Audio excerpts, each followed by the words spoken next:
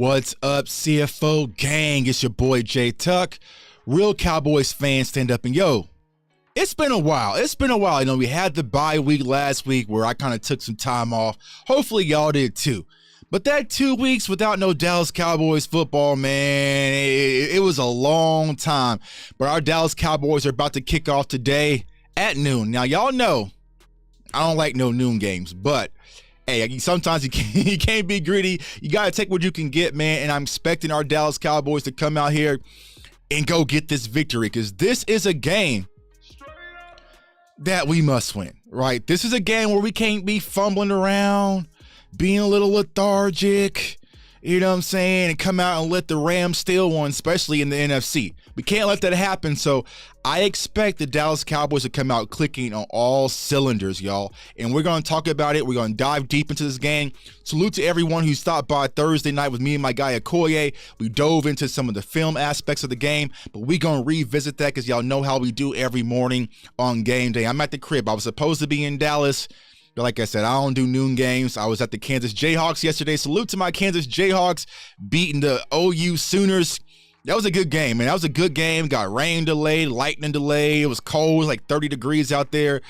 Fox Sports Big Noon was out there in the building. I was out there in the building, but it got a little too cold. I had to get up out of there. Got to get up out of there, man. So, you know, first and foremost, before we start, you know, diving into the game, another reason I'm kind of upset, right? I'm a little upset with the Dallas Cowboys right now is because they didn't tell me until after I already decided I wasn't going to Dallas this week that my guy, DeMarcus Ware, is going to be inducted to the Ring of Honor, man. Huge DeMarcus Ware fan. I got the jersey on today.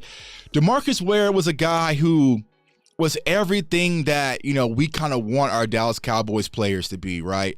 Always did the right thing, hardworking, was never a distraction, incredible leader, incredible player, but most importantly, a incredible person, man. Like, I love DeMarcus Ware. He is one of my favorite all-time Dallas Cowboys players. So salute to him, and not only the Hall of Fame, but the Ring of Honor. Now, I don't want to kind of rant on DeMarcus Ware's parade, but we need to get Jimmy up in there. But DeMarcus Ware couldn't happen to a better guy in D Ware. Beware a D Ware. And like, y'all lucky, man. You know, because now that I do content, you know, I'm kind of a little bit more even kill.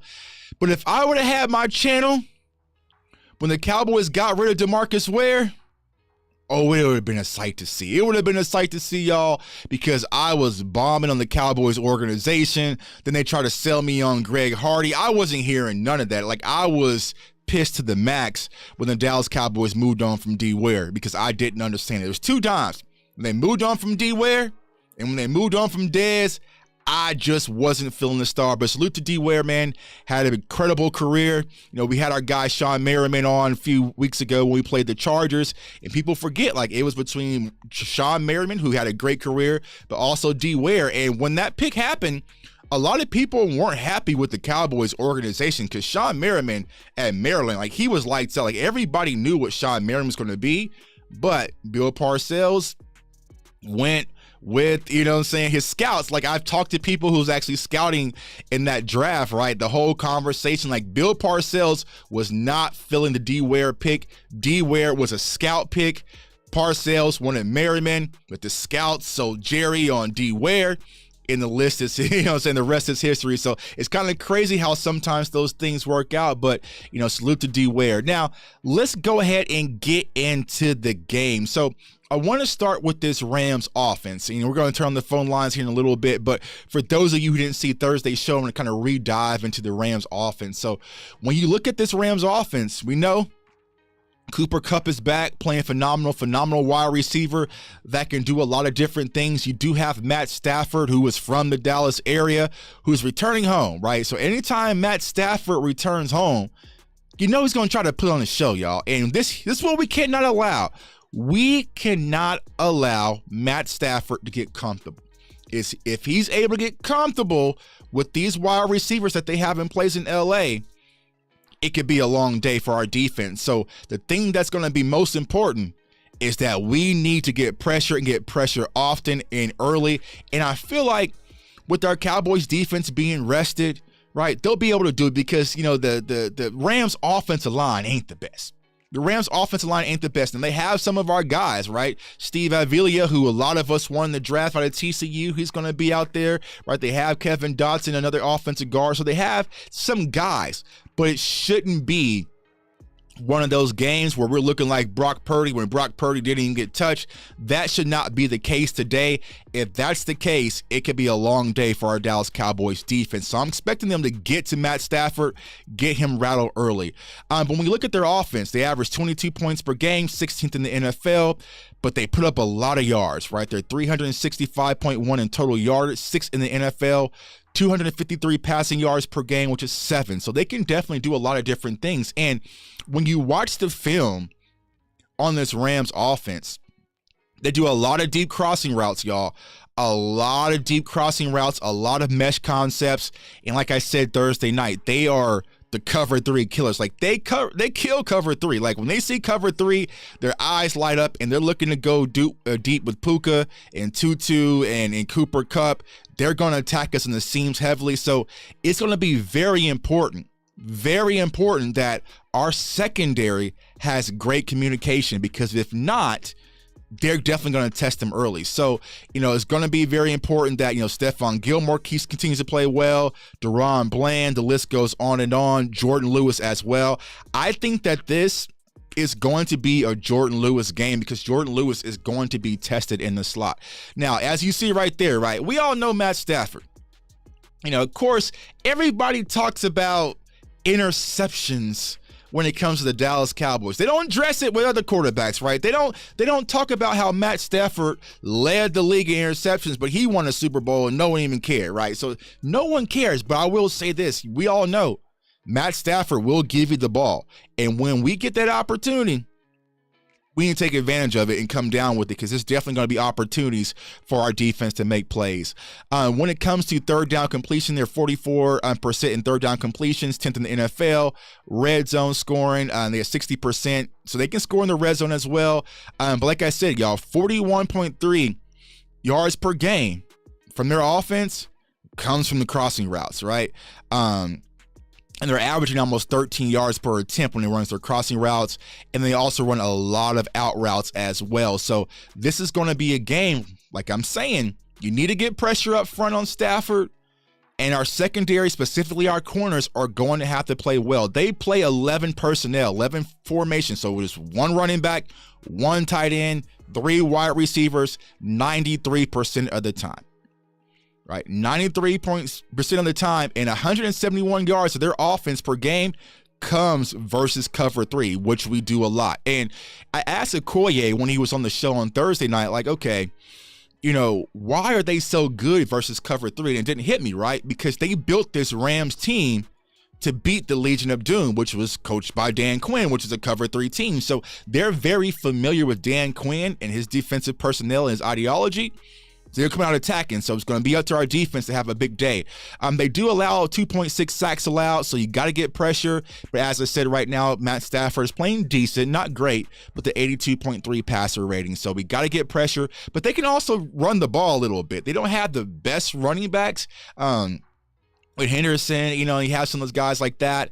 But if you let them be comfortable on the ground, they can muddy this game up. And that's the thing that we can't allow, is them to sit back, get comfortable, and muddy this game up, because that's what they want, right? But they do have the capability if they do need to shoot it out, they can shoot it out. Because we all know, bro, Matt Stafford will throw the ball 55 times a game. He ain't tripping about nothing. He'll throw his arm out the socket, right? So not only is it going to be important for our defenses to get pressure, stop the run, but also cover the deep crossing routes. But also offensively, we got to put up points today. And we'll talk about the offense versus their defense here in a second. But it's going to be extremely important that our offense puts up points, not field goals, not field goals. And I know a lot of people are concerned about the Dallas Cowboys offense, especially under the play calling Mike McCarthy. But here's what I'll say, and we talked about this once again Thursday. What Mike McCarthy wanted to do, he wanted to be more efficient, right? So they're more efficient between the 20s, right? Time of possession is there, right? They're being more efficient. Third down conversions are top in the NFL.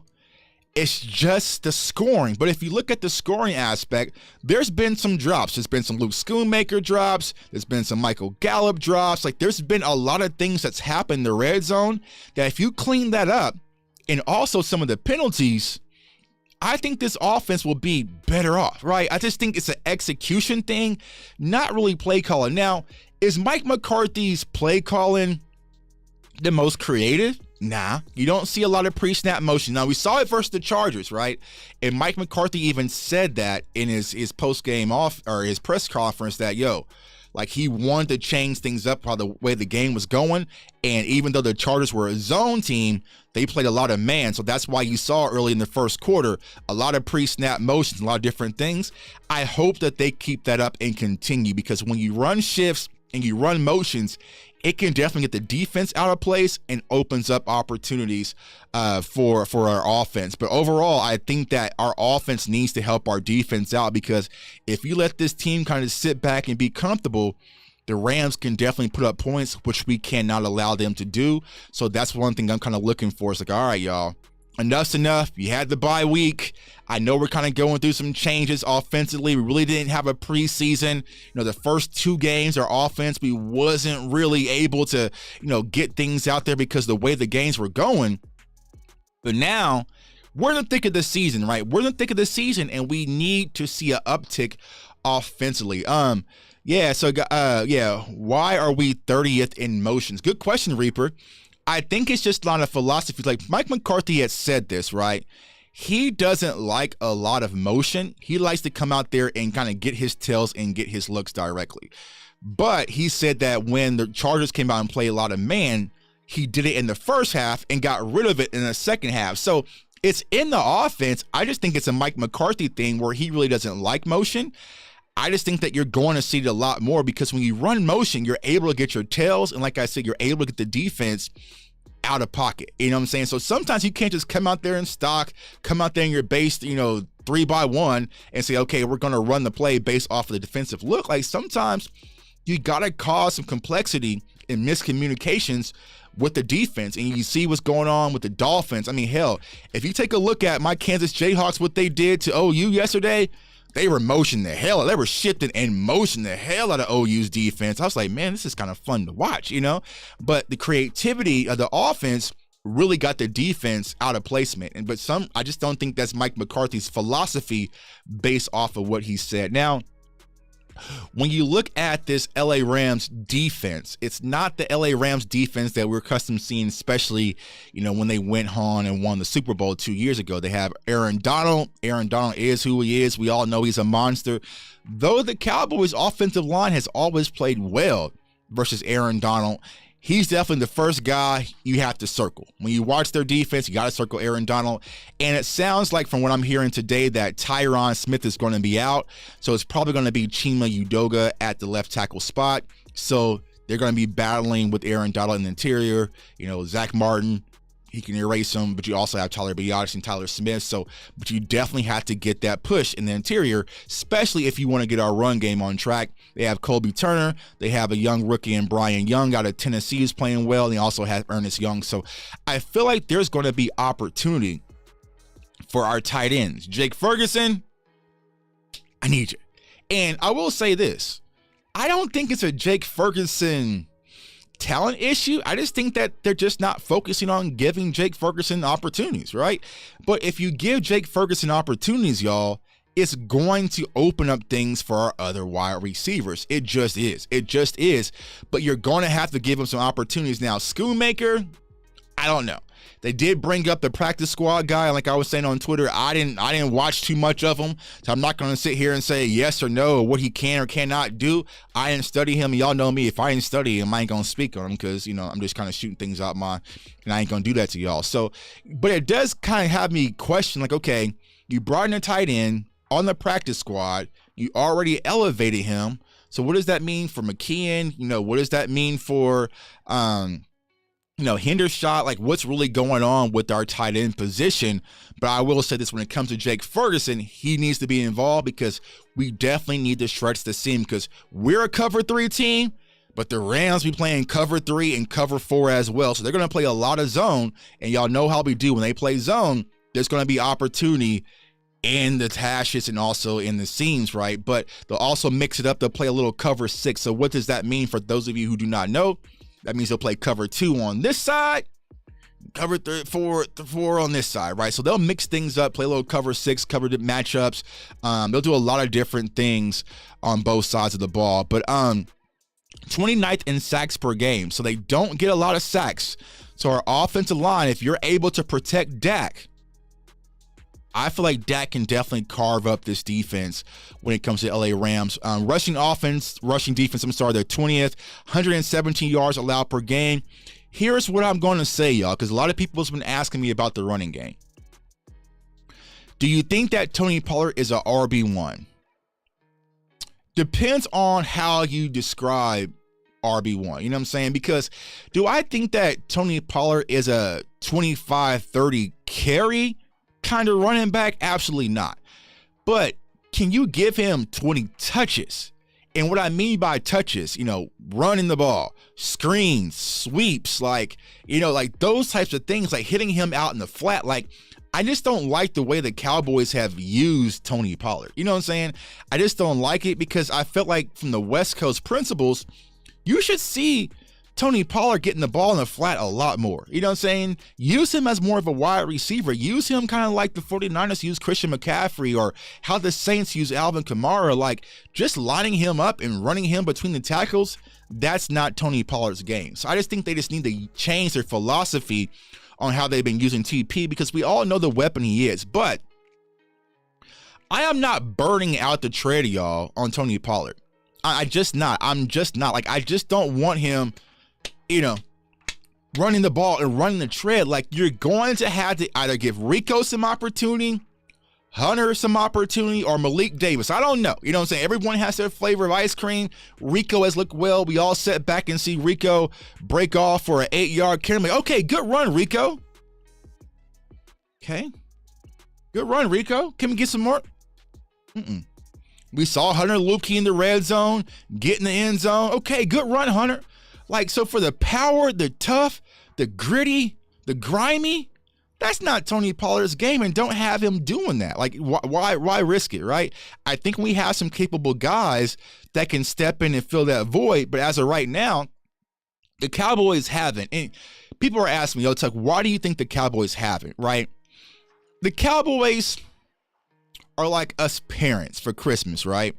If you pay for something, you want to see our kids playing with it nonstop. You know what I'm saying? Like, if you buy your kids a new toy for Christmas, you don't want to see it just sitting in the closet. You want to see them running that thing to the wheels raw. They got a new truck. You know what I'm saying? I remember my son was young. We got him a Max tow truck. It was this big Max tow truck that he can carry up to 500 pounds, and he wanted it, had to have it. Number one on his Christmas list.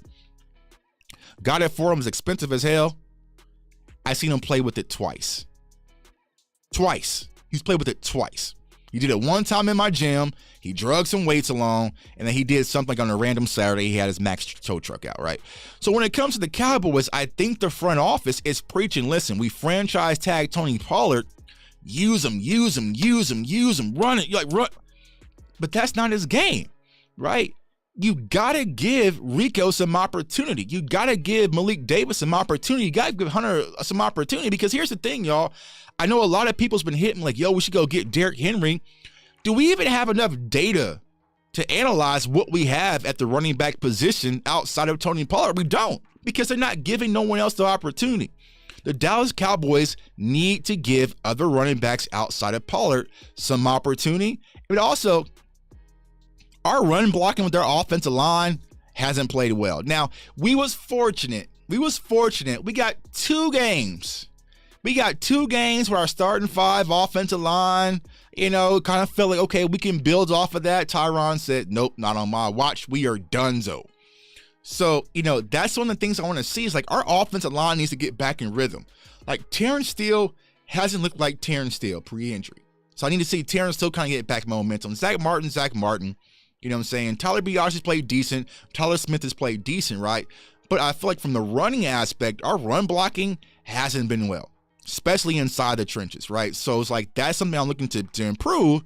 But it looks like we're going to have Chima Udoka out there. Now, Chima Udoka did play well in the absence of Tyron Smith, but he's still not Tyron. So, that's going to be something I'm really going to be focused on, because if you can't run the ball and you want to sit back and drop and pass, like that really plays in defensive coordinators' hands, especially with their offense. But also speaking with their offense, y'all, we have to feed CeeDee Lamb often and feed CeeDee Lamb early. And salute to my guy, Landlord, man. Salute to the Landlord for Alabama. Definitely follow his channel, man. My guy's doing incredible work, man. We're trying to link up. I think we got something lined up next week because our schedules are completely off, right? He's a daytime streamer. I'm more of an evening streamer, right? Because I got to be so busy during the day. But we're going to set something up for y'all next week. But he's on this campaign about spamming Lamb. And for y'all non-gamers, right? Spamming means use it till you can't use it no more. Y'all know, if y'all follow me on Twitter, man, me and my youngest son, we've been in battle on Mortal Kombat 1. I've been whooping him for a little bit, but he's now whooping me. But I got a few moves with Baraka. I just spam it. I'm going to continue to do these same 20-hit combos over and over and over and over until he figures it out. And he figured it out yesterday, so it's kind of done. But, you know what I'm saying? That's what you got to do with CeeDee Lamb. You have to get him the ball early. Go to CeeDee, because going off the film versus the Chargers, I can guarantee you the Rams defense are going to shift CeeDee's way. But even if they shift CeeDee's way, you still have to give him opportunities. You can't just say, hey, they're shifting cover CeeDee's way, so we're going to just force feed Michael Gallup and we're going to force feed Brandon Cooks. Like, no. You have to creatively scheme CeeDee Lamb open to get him in momentum. And then once you do that, then that's when it's going to open up the Fergusons, the Cooks, and the Gallups. You know what I'm saying? So spam Lamb. Everybody in the chat, for my guy Landlord, spam Lamb. I want to see CeeDee Lamb get the ball off and early. You know what I'm saying? Because it's going to...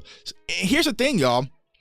Some may or may not agree. I know how Cowboys fans are kind of all over the place when it comes to CeeDee Lamb. How, I do not know, man. I mean, if y'all go back to my draft day video, when we drafted CeeDee Lamb, I cried. I cried. CeeDee Lamb is our best offensive weapon, period. Like, he is our best offensive weapon. If he goes, this offense goes as he goes, right? So you got to get him the ball, Vol. And I've been saying this about numerous wide receivers. We said it about Amari Cooper. We said it about Dez Bryant. Now I'm saying it about CeeDee. It's something with the Cowboys from a structural standpoint, from a cultural standpoint.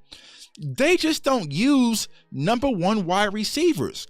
And even Dez, when we had a conversation with Dez, he always said, I will never be used like a Megatron will be used in Detroit. Like, the Cowboys just don't believe in it for some reason, but they'll slap 88 on a wide receiver's back and pay them top wide receiver one money. Give him the ball. And here's the crazy thing. CeeDee Lamb is saying, give me the ball. You know what I'm saying? Like, he's saying, give me the ball. Give me the ball. Give him the ball. But this pass the ball around and let everybody get a piece, and I get it. I understand it. But sometimes you just have to know. You know what I'm saying? Like, for those of y'all who play basketball, we always play, we hoop coming up. We all know who our shooters was and who not to really pass the ball to. You know what I'm saying? Like, me personally, I play a little bit of point guard. Like, I know if the game is on the line, what shooting guard to hit and who's on the perimeter, I'm not even looking his way, right? And I'm not saying that about Michael Gallup or Brandon Cooks, but it all starts and ends with CeeDee Lamb, and you got to get him the ball early. Someone just posted in the chat, right? If you look at the games, CeeDee Lamb's best games, they're typically games where he had 10 plus targets. And this goes back to all the way his rookie year, right? And I've dropped numerous videos on this. Look at CeeDee Lamb's games where he had 10 plus targets. Those are his best games. You can definitely go back and check the history, the statistics, everything is there. You have to give CeeDee Lamb the ball, give him the targets, and let him do what he does best, especially since we're going against a zone team today. Because what they're going to do, they're going to drop back in zone, and they're going to come up and want to tackle and stop the yak, right? But when it comes to CeeDee Lamb, he's our yak guy, y'all. CeeDee Lamb is our yak guy. You know, you got to go and give him the ball. We see what's going on in Philly right now. They are spamming A.J. Brown so they can't spam him no more. You know what I'm saying? Like you see what Justin Jefferson was doing before the injury, spamming him. See what Tyreek Hill's doing in Miami, spamming him. You know, that's the benefits of having a wide receiver one. You got to go ahead and take advantage of CeeDee. So I'm expecting a big game from CeeDee Lamb, y'all, today. And once you get CeeDee Lamb involved, then that's where it's really going to open up the Brandon Cooks redemption game. I'm expecting a big game from Brandon Cooks today. I really am. I'm expecting a big game from Brandon Cooks. And I'm expecting, and I know Cowboys Nation, I know how y'all get, man. When y'all put a target out on a player's back, y'all are done. Like, y'all got the target out, y'all aiming to shoot. There's no talking y'all off the ledge. And right now, Cowboys Nation is on top of the roof, and they all got their targets on Michael Gallup. Now, I dropped a video saying what's going on, what I think's going on with Michael Gallup. Do I think it's fixable? Yes. Y'all didn't care. The comments like, we don't care. Tuck, I'm done. He's done. He's washed. Get rid of him. Move him. All right. So I tried. But Michael Gallup, if you're listening, bro, today's a day where you need to show out. And you need to have a much better performance than what you had versus the Chargers. But we'll definitely see. But like overall, like I said, they are 38% in third down conversion defense. So we do third down conversions well. Their third down defense isn't well. And also 54% in red zone scoring. They're 19th in the NFL. So we get in the red zone, we have to score. There can't be any more miscommunications or this is still a work in progress. Like, all right, we week 8. We week 8, y'all. I need to see a little bit more, especially from, our offense. But I expect to see it. I want to continue. Like Dak, bro, you can't one-time us. Dak, you can't not one-time us. Like, okay, you use your legs a little bit, versus the Chargers, but now we're not going to see it no more. Like, that's the one thing I've always hated about the Cowboys. Like, we'll see something great, it works, it's efficient, and then we don't see it no more. It just disappears off the face of the earth. Like, when we go tempo, we saw wheel routes with Ferguson and Henry. Like, we see something that really works, and they get rid of it. You know what I'm saying?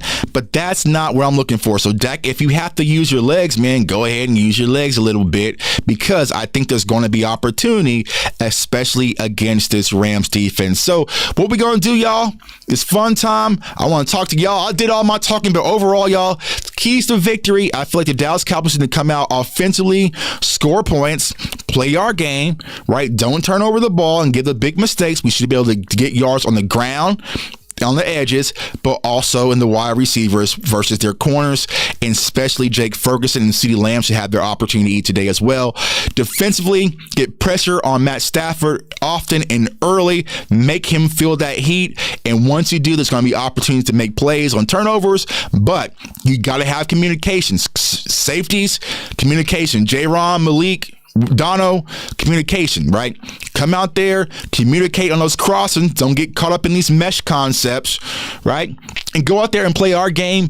I feel like the Cowboys should come out there and win this game. But this is a game you come out there and you're sleepwalking and getting off to a slow start and have a slow first half and kind of let the Rams hang along. This is a team that'll pick up momentum, and it could be a long day in one of those losses that we cannot afford to have right now. We one game behind in the NFC, y'all. One game behind, and we can close that gap next week. We'll get to that next week, but we're one game behind. Don't do the dumb thing and shoot ourselves in the foot when we still have everything in front of us this season by coming out, sleepwalking, be aggressive, play our game, and get the job done, man. So I got the phone lines on, man. Y'all know I want to hear from y'all, Cowboys Nation. Call me 727-731-6084 and talk it up, man. We're going to keep the phone lines open for like another 30 minutes. But I just want to see how y'all feel, man. I want to see how y'all feel. Yeah, I can agree with you. Like, no more NFC losses because those little things hurt. I said this last year, y'all. Like, when you look at our season last year, right? That Jacksonville game loss hurt. And then also the loss versus the Packers hurt us. You know, think about how things would have been at the end of the season if we didn't lose those two stupid games that we clearly shouldn't have lost. We could have had home field advantage in the playoffs because Jalen Hurts got nicked up at the end of the year, but they knew they only had to win one game to seal everything, right? So, you know, as of right now, yeah, that Cardinals game hurts a little bit, but other teams in the NFC, they had their Cardinals game. We can't not have any more Cardinals games. And to be honest with you guys, you know, just being as a Cowboys fan, these are the games I don't like. You know, these are the games I don't like. It's at home. It's at noon. You know, I saw some of my Cowboys tailgate group. They were out there like at 7:30 in the morning. It's kind of cold out there. So will the stadium really be rocking? Probably not. Fans are going to be tired. They're going to kind of roll in. Isn't really star power. Isn't a lot of back and forth really going on. So these are the games that championship teams have to get themselves up for. It's easy to get up for next week. You know what I'm saying? It's easy to get up versus San Fran. It's easy to get up for those bigger games, Sunday night matchups, Monday Night Football versus the Chargers. Those games are easy to get up for. But these are the games that matter, right? These are the games that matter when you're a true championship team that you have to come out and say, listen, we're up here, you're down here. We'll come out there and play our best game and get you. Like, don't even give the Rams the thought that, hey, we're in this game. You know what I'm saying? Like, because they got some championship pedigree in their body. You know what I'm saying? You know what I'm saying? So, they got some championship pedigree, but you can't let them come out there and get comfortable. Can't let them get comfortable. Fans tired.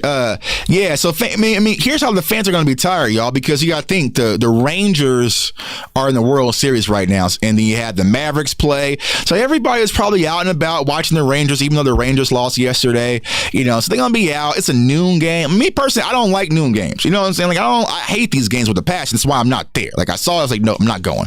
You know what I'm saying? But, you know, I personally don't like them, and I just feel like from going to Cowboys games a lot, y'all, these noon games, there's no energy. Like, it's barely any energy in the stadium as is, but at noon, y'all remember that Denver Broncos game that we got cooked at home?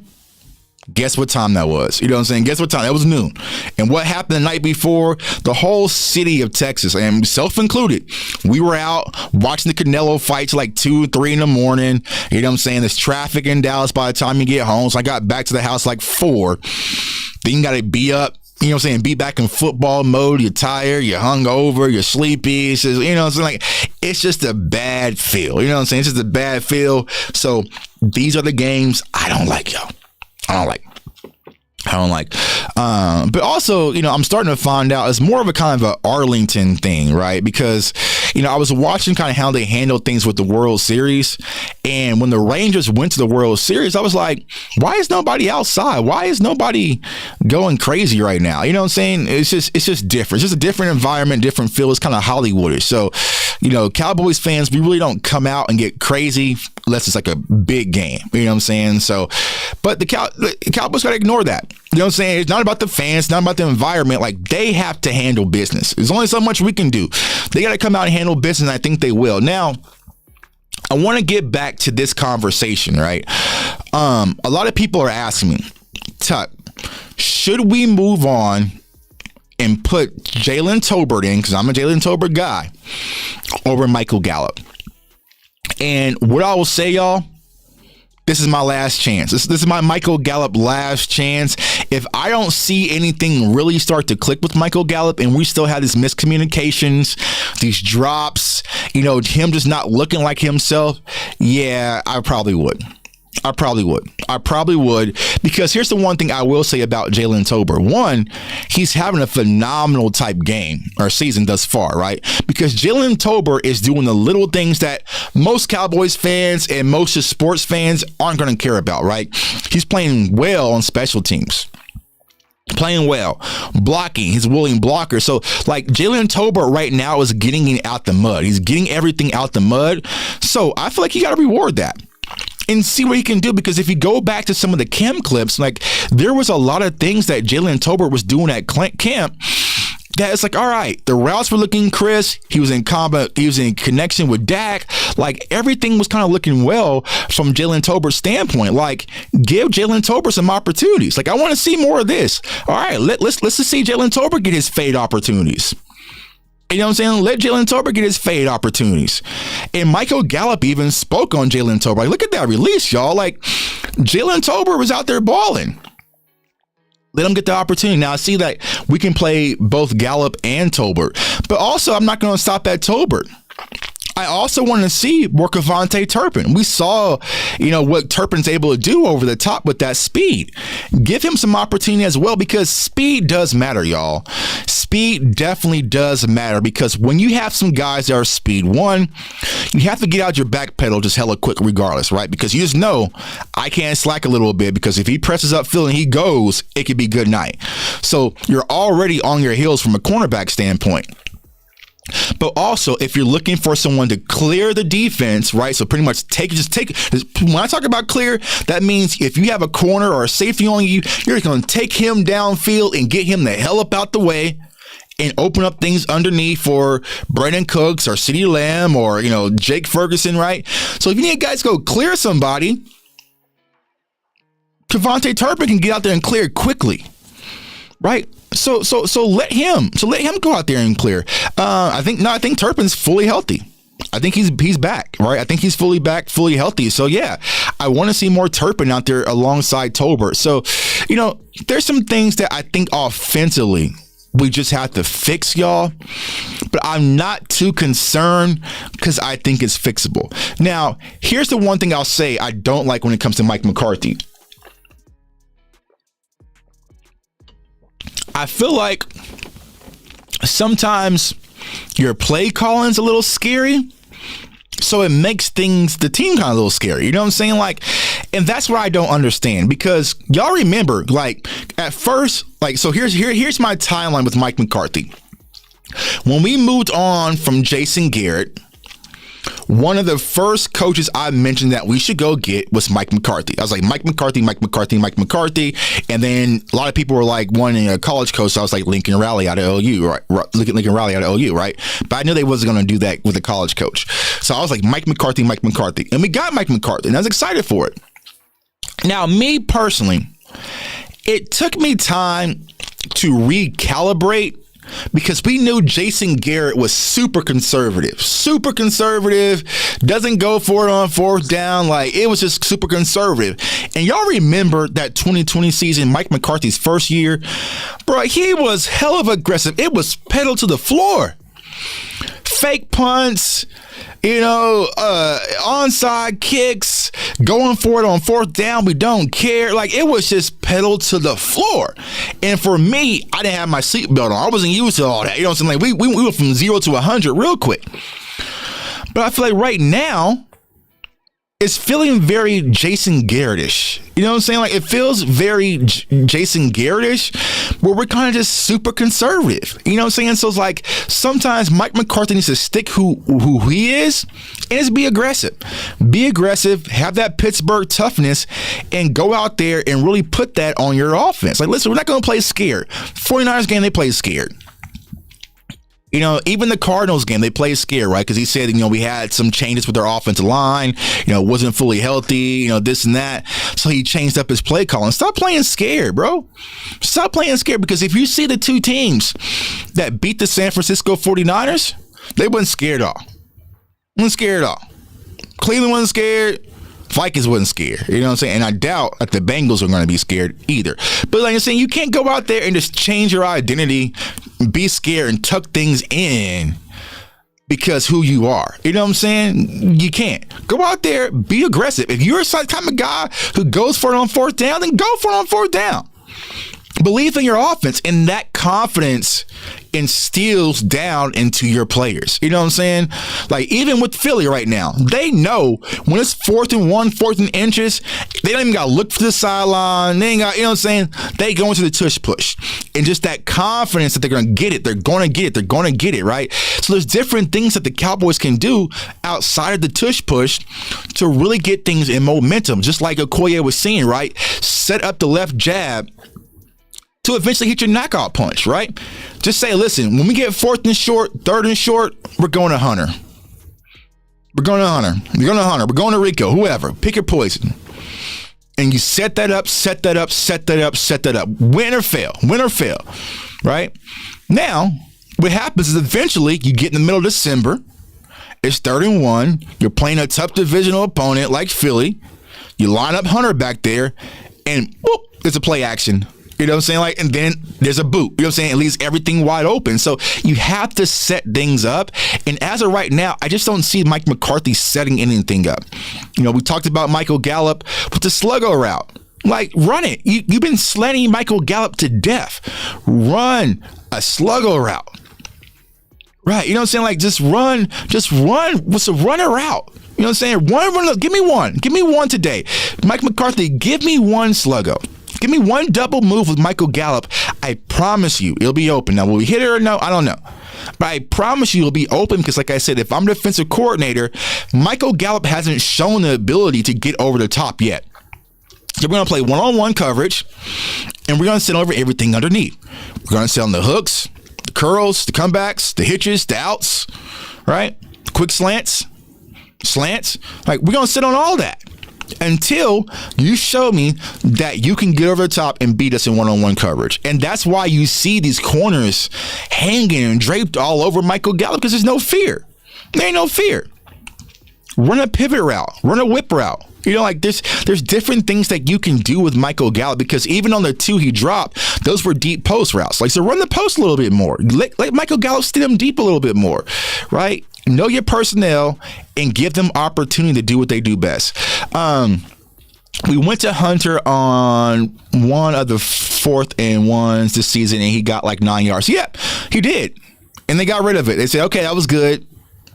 Even in the red zone, right? I think that was versus New England when Hunter got into the end zone. So why did they stop it? And that's what I don't understand. Why does the Cowboys see something that's working, it's efficient, and they go away from it? Good teams have an identity, right? So a lot of you may be young.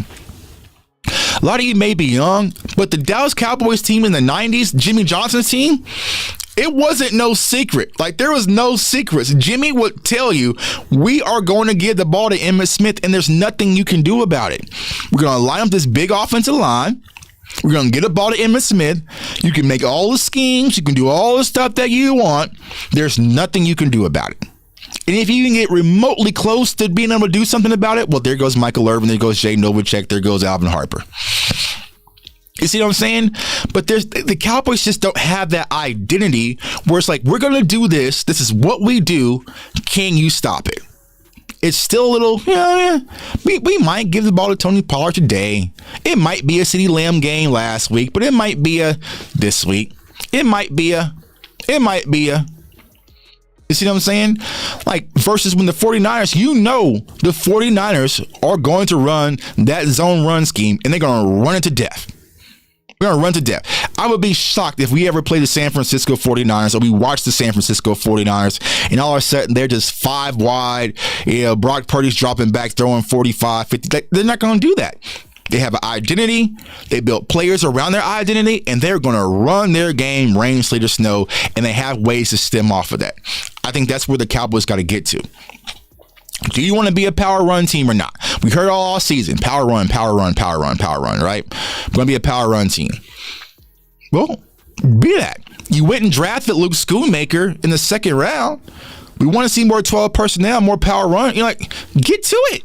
You know what I'm saying? But for some reason, I don't know. It's still a little iffy with me. But like I said, overall, y'all, I expect this to be a game where the Dallas Cowboys come out to win.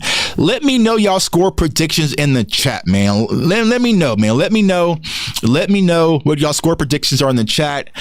I think the Cowboys win this game. I'm going 24. 24-17. 24-17. I got the Cowboys winning this game. I feel like they come out there and handle business, but I feel like they're going to, so everyone talks about Dak, right? But Matt Stafford's the king of garbage time, right? So he can get some garbage time points. I got the Cowboys winning 24-17. But overall, y'all, it's a must win. I don't want to call this a trap game. You know what I'm saying? Because it's not a trap game. I don't think it's a trap game, right? Because even though they probably going to chatter and be upset, I don't think the Cowboys look forward to who we got next week like we do for San Fran. You know what I'm saying? I feel like the San Fran game, that's the one they circle. And they're just like beating their chest like we got to, because that's what you spend all offseason focusing on. The guys who just punch you in the mouth. You know what I'm saying? Like, that's who you spend your focus on trying to beat, the people who just punch you in the mouth. The team that you beat on Christmas Eve, like, you ain't focused on beating them. You know what I'm saying? That's not what's getting you up and getting you pumped, working out all season. It's beating the San Francisco 49ers. And I feel like, so that was the trap game. So I don't feel like today should be a trap game. I would say this can't be a game where we let our guard down.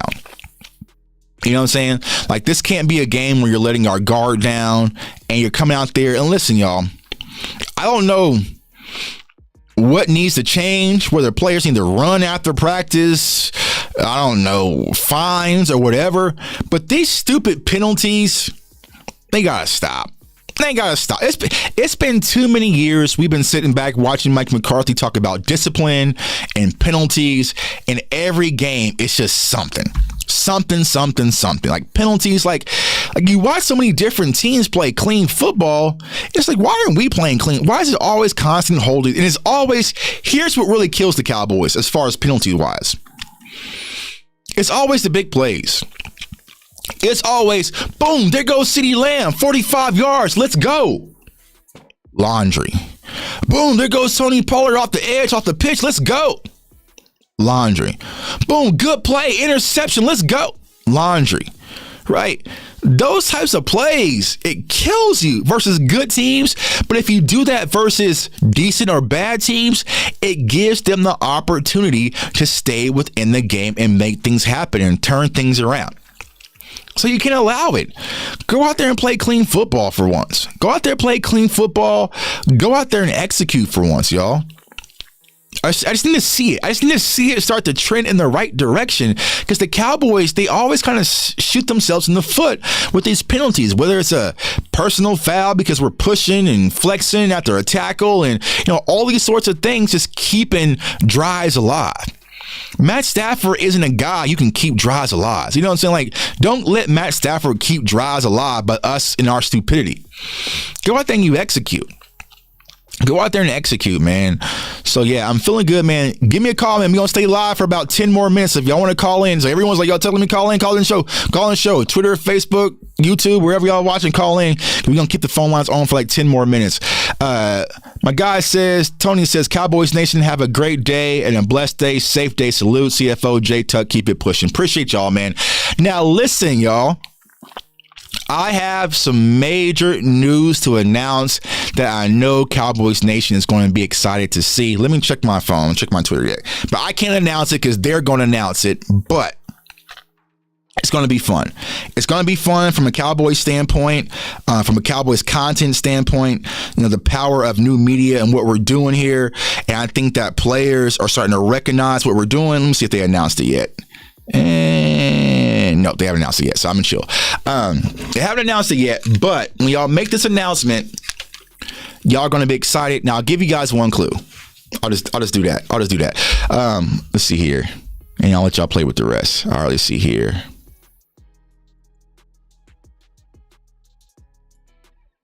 All right, caller, state your name, where you're from. See if you can hear me. Hold on, let me see. Let's see. I know what I did. It's our off hold. Yo, caller, state your name, where you're from. Chuck, what's up, bro? What's going on with you? Just be free. Hey, what's going on with you, my guy? Oh, man, I can't call it, man. I just wanted to call in and talk a little Cowboys with you. Yeah. So how you feeling, man? We about to kick off here in a few hours. Actually an hour, versus the Rams. How you feeling about the game? Man, Man, I think we have a good chance at winning. I just think, like you say, we got to clean up some of these sloppy penalties, man. We are very not undisciplined when it comes to big plays and penalties. Like, we're allergic to those. As soon as we get a big play, it's a penalty or something. So we got to clean that up. Yeah, man, I agree. And it's been too long, bro. It's been since Mike McCarthy has been here. They always talk about penalties and mistake-free football, but it's enough. You know what I'm saying? Like, you cannot build championship type of team with all these stupid penalties. Like, every game, it's just something, whether it's holding calls here, holding calls there, personal foul, those types of things. Like I said, it always happens at the worst time of the game where we get a big stop on third down, then it's laundry, or we get a big third down conversion, there's laundry. Like, you really have to stop that and clean things up. So hopefully the Cowboys can start that trend, because we're definitely going to need it, especially with the schedule that we got upcoming. I agree. I also think that, man, Jerry, like, I get it that they do a lot to bring in people and stuff, but when you look beneath the surface, in my opinion, I think it's more to bring in for the brand and not the team. We go for the bargain basement players instead of making a splash. Even if they are doing everything they can, it doesn't seem that way. When you got teams that are mortgaging every organ in their body to win the Super Bowl, it doesn't seem like that's relative to us, because we're going to look for the cheapest player we can find to get minimal, and then they go blame Dak. It's like, you can't keep doing that. Right. Yeah, and it's frustrating, man. And I was saying this on Twitter, right? It's kind of like, when it comes to the Cowboys and making a Super Bowl move, we as Cowboys fans, we want to win a Super Bowl. We don't care how we get it done. Like, we just want to get the job done, or, what I'm saying? But the Cowboys is different. They want to win a Super Bowl, but they want to win a Super Bowl their way. Now, here's the thing. Even if they win a Super Bowl their way, they still are wrong, because it took them so long to get it done. You know what I'm saying? So it's like, I don't understand their thought process, because if you look back, these teams, they spin in free agency and make these power trades, like, that's just not the way that we believe we can win a Super Bowl. Well, the Bucks, they went out there and got Tom Brady, and when they went and got Tom Brady, they made power moves and went and got Gronk. Even though Antonio Brown was a live wire, they went and brought him in because Tom Brady says, "Go get me this." You know what I'm saying? They got God. Like, they went out there and loaded up their roster. They won a Super Bowl. Rams saw that. They went all in. You know what I'm saying? They went and made all these moves, and Jalen Ramsey, and, went and made these power plays and said, F these picks, and made the move happen with Matt Stafford. OBJ went out and won a Super Bowl. Then you have the Eagles, even though they didn't win the Super Bowl, right? They went out there and said, you know what? Damn this first round pick. We're going to go get an A.J. Brown. And they went and got aggressive, and they went to the Super Bowl. So the Cowboys are sitting saying, well, that's not the right way to do things. We don't want to do things that way. You know what I'm saying? But there's no one that really showed you that they can do it that way without having an elite quarterback. The Patriots way, they had Tom Brady. The Chiefs, you can say they're not being aggressive. They have Pat Mahomes. Everybody else, we don't have that luxury.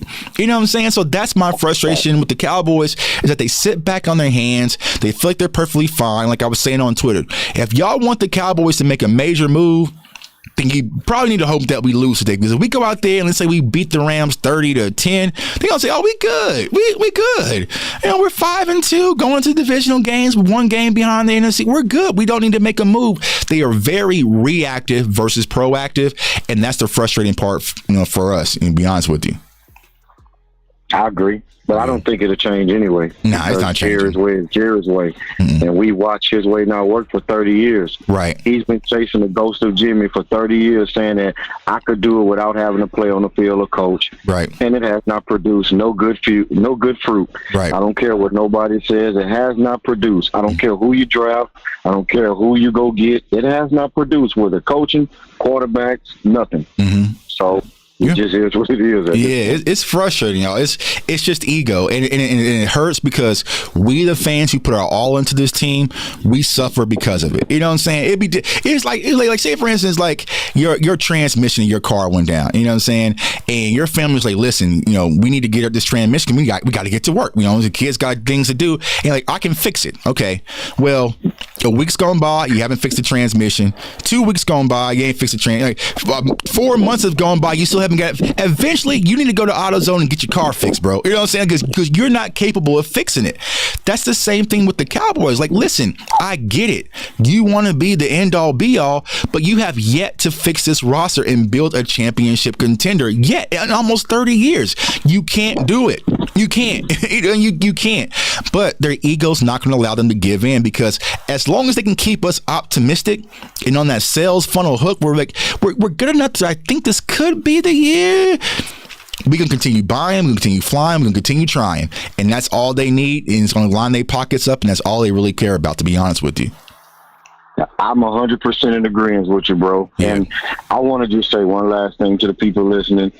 Stop allowing these media outlets to play on y'all emotions with everything. They created a narrative 15 years ago, and they blamed us for the narrative.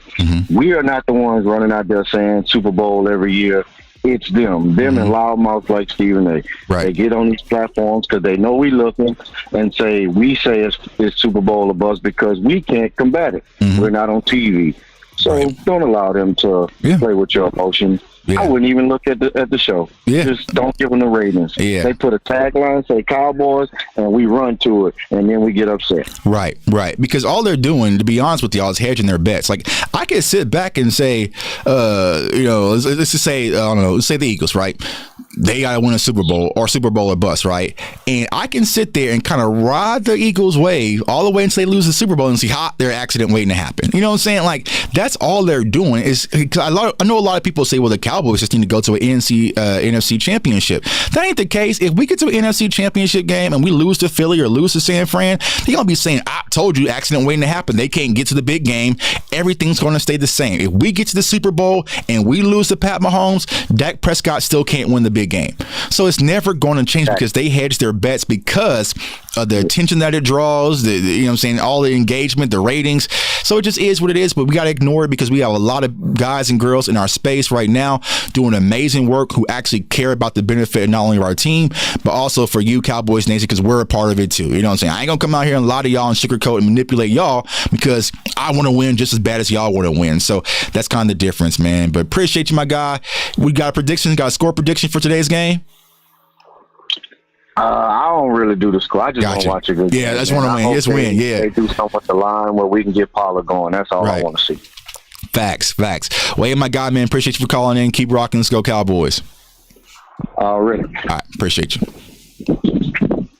Yeah, man, that's what it's all about. It's just people who have your best interest, and I'm proud to be a part of it, continue to grow, because I understand, you know, like, you get manipulated, you know, like, even outside of the sports, like, there's people in politics and everything who let, like, mainstream media kind of manipulate their thoughts and their feelings and, you know, all sorts of stuff. It's crazy. But I always tell y'all, Cowboys Nation, at the end of the day, get behind your team, support your team, represent y'all team. Like, don't be afraid. Like, I have so many, and y'all be amazed, y'all. I have so many Cowboys fans like, Tuck, I'm scared. I don't want to cheer for the team because they're going to let me down. That's life. You know what I'm saying? That's life. That can happen with anything. You can be you're not going to say, hey, I'm afraid to parent my kids because what if they don't turn out right? You know, what? I'm afraid to get married to my wife because what if she might leave me? You know what I'm saying? I'm afraid to start working out because what if I hurt? Like, you can always play that fear factor with anything in life. Don't do that. And do what you enjoy. You know what I'm saying? Like I've been telling y'all, if the Cowboys come out here and we don't win another game, guess what's going to happen? It's going to suck. But I'm going to hit y'all with draft content. We're going to lick our wounds and be right back to business next season. You know what I'm saying? But, like, don't be afraid to fail, and don't be such afraid to fail where it takes your joy, where you can't even cheer on your team. You know, like, and I think it's a cultural thing in Texas, I feel like, you know, because I said that even with the Rangers. I was like, why are y'all not going? Like, bro, when the Royals went to the World Series, just went. We almost burned the town down. Like, we were jumping on cars. Like, I am still recovering from the night the Royals went to the World Series. When my Kansas Jayhawks went to the Final Four, went to the national championship, like, we burned the town down. We didn't think about what happens if we lose the national. We didn't care. We're there. You know what I'm saying? But so many friends are just like, you know, we'll wait and cheer when the Rangers win it all. That's when we'll get crazy. Like, win it all. That's when you're going to get, okay. So a lot of Cowboys fans, they're sitting back watching these shows. They're on Twitter and Facebook groups and everything. They'll believe in Dak when he wins it all. They'll believe in the Cowboys when they win it all. And like I always tell y'all, them are the type of people I don't want around me. You know what I'm saying? I don't want people who never watched my channel, never supported my content, never did anything, and then all of a sudden you see me on ESPN. Now you're like, oh, Jay Tuck, that's my guy. No. Where were you on the come up? You know what I'm saying? For us, for you guys watching my show right now, for you guys who follow me on Twitter and Instagram and TikTok and everywhere, that's going to be our celebration. You know what I'm saying? Like, they get to celebrate with me. I don't even know you, bro. You look unfamiliar. Where you come from? We ain't doing that. Is it Tyler or Chuma at left tackle? It's going to be Chuma. They don't have Tyler Smith as a left tackle in Dallas. I keep telling y'all, I told y'all that all offseason, y'all. Get that out of your minds. They just don't think that Tyler Smith is a left tackle. They like him better at guard. Why? I don't know. But they never had any intentions of Tyler Smith playing left tackle. Even last year, he kind of got tossed out there and it worked. But they think of him as a left guard, which will kind of hint why they didn't draft a left guard when all of us were like, we need to go get a left guard and draft, right? We were like, left guard, left guard, left guard, left guard. They ignored it and actually went and got another left tackle. You see what I'm saying? So the idea of Tyler Smith at left tackle, maybe in the future we'll see it. But as of right now, they stockpiled Matt Waletzko. They have Chima Udoga, Awesome Richards. You know, like they have some guys that they really think is the left tackle of Dallas. Now, I'll tell y'all this. Draft season, I'm going to hit y'all with every left tackle I got. I'm getting me one. I'm getting me one early. But for some reason, because remember this, y'all, if you go back to the draft this year, what was the conversation? They were talking about between Matthew Bergeron, the left tackle, or Mozzie Smith. So even the first round, they were considering going left tackle. That was the conversation even after they drafted Tyler Smith in the first round last year. So for some reason, it's something they're not seeing with Tyler Smith at left tackle that we're seeing.